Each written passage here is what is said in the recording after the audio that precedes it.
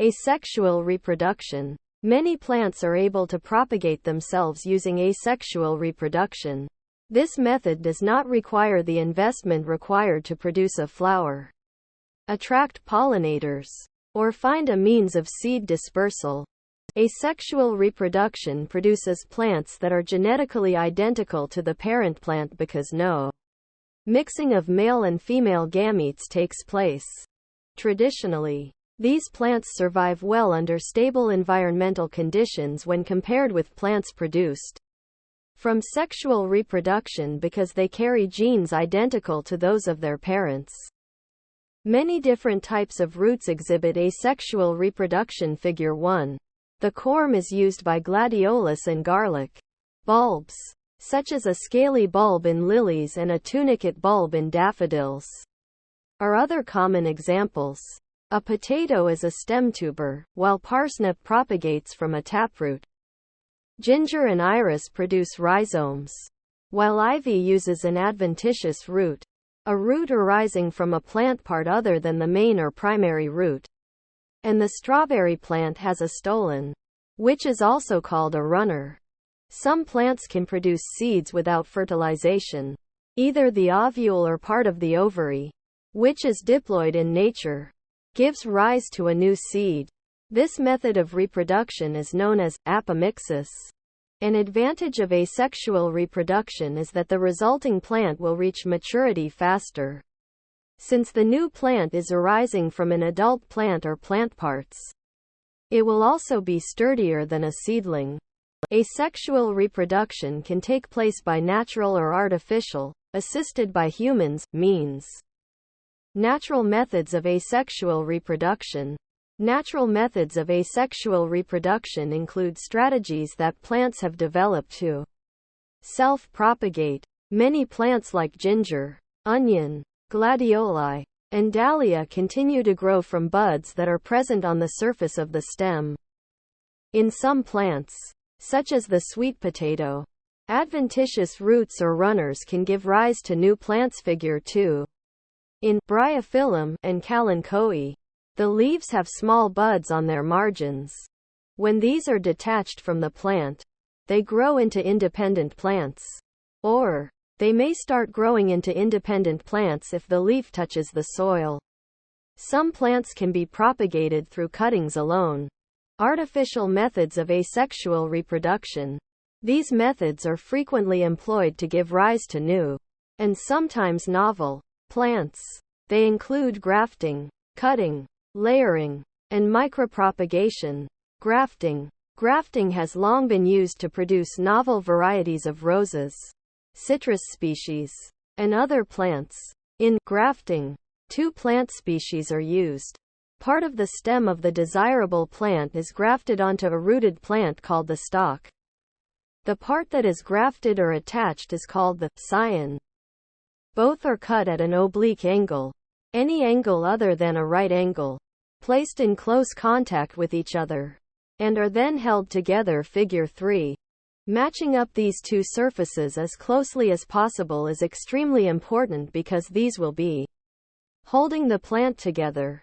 The vascular systems of the two plants grow and fuse, forming a graft. After a period of time, the scion starts producing shoots, and eventually starts bearing flowers and fruits. Grafting is widely used in viticulture, grape growing, and the citrus industry. Scions capable of producing a particular fruit variety are graded onto rootstock with specific resistance to disease. Cutting. Plants such as coleus and moneyplant are propagated through stem cuttings, where a portion of the stem containing nodes and internodes is placed in moist soil and allowed to root. In some species, stems can start producing a root even when placed only in water. For example, leaves of the African violet will root if kept in water undisturbed for several weeks. Layering. Layering is a method in which a stem attached to the plant is bent and covered with soil. Young stems that can be bent easily without any injury are preferred. Jasmine and bougainvillea, paper flower, can be propagated this way. Figure 4. In some plants, A modified form of layering known as air layering is employed. A portion of the bark or outermost covering of the stem is removed and covered with moss, which is then taped. Some gardeners also apply rooting hormone. After some time, roots will appear, and this portion of the plant can be removed and transplanted into a separate pot. Micropropagation. Micropropagation, also called plant tissue culture, is a method of propagating a large number of plants from a single plant in a short time under laboratory conditions. Figure 5. This method allows propagation of rare, endangered species that may be difficult to grow under natural conditions, are economically important, or are in demand as disease-free plants. To start plant tissue culture, a part of the plant such as a stem, leaf, embryo, anther, or seed can be used. The plant material is thoroughly sterilized using a combination of chemical treatments standardized for that species. Under sterile conditions, the plant material is placed on a plant tissue culture medium that contains all the minerals, vitamins, and hormones required by the plant. The plant part often gives rise to an undifferentiated mass known as callus, from which individual plantlets begin to grow after a period of time. These can be separated and are first grown under greenhouse conditions before they are moved to field conditions. Plant lifespans. The length of time from the beginning of development to the death of a plant is called its lifespan. The life cycle, on the other hand, is the sequence of stages a plant goes through from seed germination to seed production of the mature plant. Some plants, such as annuals, only need a few weeks to grow, produce seeds and die. Other plants, such as the bristlecone pine, live for thousands of years. Some bristlecone pines have a documented age of 4,500 years. Figure 6. Even as some parts of a plant, such as regions containing meristematic tissue, the area of active plant growth consisting of undifferentiated cells capable of cell division continue to grow. Some parts undergo programmed cell death, apoptosis. The cork found on stems, and the water-conducting tissue of the xylem, for example, are composed of dead cells. Plant species that complete their life cycle in one season are known as annuals, an example of which is Arabidopsis or mouse earcress. Biennials such as carrots complete their life cycle in 2 seasons. In a biennial's first season, the plant has a vegetative phase, whereas in the next season, it completes its reproductive phase. Commercial growers harvest the carrot roots after the first year of growth and do not allow the plants to flower. Perennials, such as the magnolia, complete their life cycle in 2 years or more. In another classification based on flowering frequency, monocarpic plants flower only once in their lifetime. Examples include bamboo and yucca, during the vegetative period of their life cycle, which may be as long as 120 years in some bamboo species. These plants may reproduce asexually and accumulate a great deal of food material that will be required during their once-in-a-lifetime flowering and setting of seed after fertilization. Soon after flowering, these plants die. Polycarpic plants form flowers many times during their lifetime. Fruit trees, such as apple and orange trees, are polycarpic. They flower every year. Other polycarpic species, such as perennials, flower several times during their lifespan, but not each year. By this means, the plant does not require all its nutrients to be channeled towards flowering each year.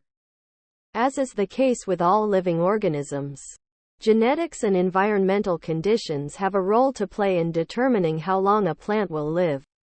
Susceptibility to disease, changing environmental conditions, drought, cold, and competition for nutrients are some of the factors that determine the survival of a plant. Plants continue to grow, despite the presence of dead tissue such as cork. Individual parts of plants, such as flowers and leaves, have different rates of survival. In many trees, the older leaves turn yellow and eventually fall from the tree.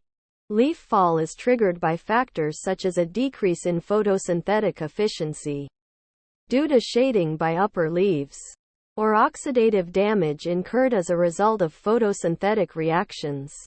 The components of the part to be shed are recycled by the plant for use in other processes, such as development of seed and storage. This process is known as nutrient recycling. The aging of a plant and all the associated processes is known as senescence, which is marked by several complex biochemical changes. One of the characteristics of senescence is the breakdown of chloroplasts, which is characterized by the yellowing of leaves. The chloroplasts contain components of photosynthetic machinery such as membranes and proteins. Chloroplasts also contain DNA. The proteins, lipids, and nucleic acids are broken down by specific enzymes into smaller molecules and salvaged by the plant to support the growth of other plant tissues. The complex pathways of nutrient recycling within a plant are not well understood. Hormones are known to play a role in senescence. Applications of cytokinins and ethylene delay or prevent senescence. In contrast, abscisic acid causes premature onset of senescence. Section summary. Many plants reproduce asexually as well as sexually. In asexual reproduction, part of the parent plant is used to generate a new plant. Grafting, layering, and micropropagation are some methods used for artificial asexual reproduction. The new plant is genetically identical to the parent plant from which the stock has been taken. Asexually reproducing plants thrive well in stable environments. Plants have different lifespans, dependent on species, genotype, and environmental conditions. Parts of the plant, such as regions containing meristematic tissue, continue to grow, while other parts experience programmed cell death.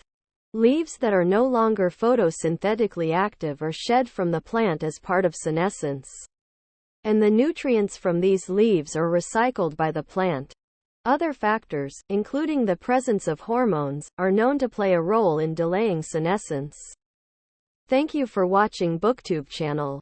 Make sure to smash the like and subscribe buttons to receive notifications about new contents.